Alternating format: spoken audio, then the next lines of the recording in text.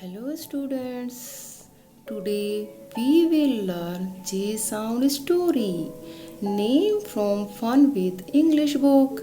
Today we are going enjoy J Sound Story.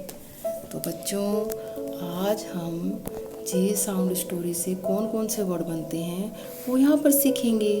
J for jump, J for Jay, J for Jyoti, J for jungle, J for Jitendra, J for juice, J for jug.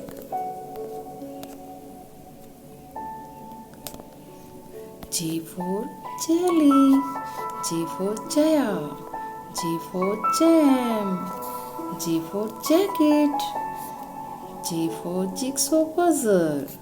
So students, Jitendra along with his brother Jay and friends went to the jungle. देखो ये जितेंद्र है, ये उसका brother जय है और ये कौन है उसके फ्रेंड्स हैं और went to the jungle. Jay took out his jacket and started playing.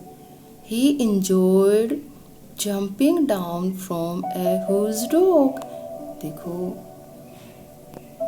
jumping down from huge rock. Jyoti was enjoying playing with jigsaw puzzle. तो देखो यहाँ पर ज्योति क्या कर रही है, playing with jigsaw puzzle. Jaya kept a jam jar,